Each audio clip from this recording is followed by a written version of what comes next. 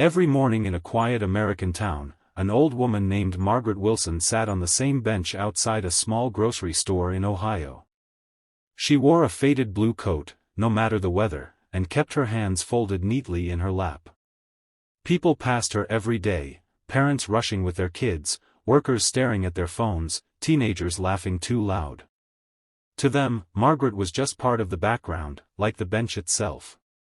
No one knew she had once been a school librarian, that she loved poetry, or that she used to read bedtime stories to her son every night before cancer took him 20 years ago. Since then, the house had grown too quiet, and the bench outside the store became the only place where she felt close to the world. One afternoon, as cold winds swept the parking lot, Ethan Miller, a 27-year-old delivery driver, noticed her while unloading boxes. He saw how she struggled to stand, how her shoes were worn thin, and how she smiled at people who never smiled back. Something about that smile stayed with him.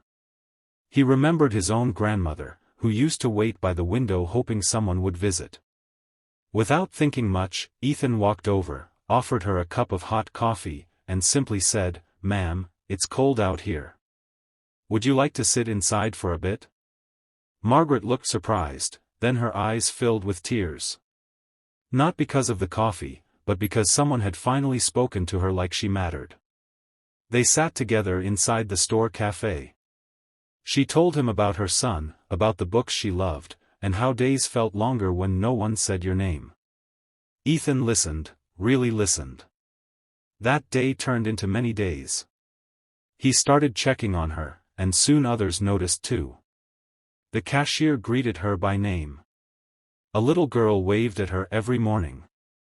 The bench outside was no longer lonely, it was a place of connection. Months later, Margaret passed away peacefully in her sleep. At her small funeral, Ethan was stunned to see dozens of people show up, store workers, neighbors, even kids from the block. All of them said the same thing: "She made me feel seen." On her bench, someone placed a small plaque that read, "Kindness begins when we choose to notice."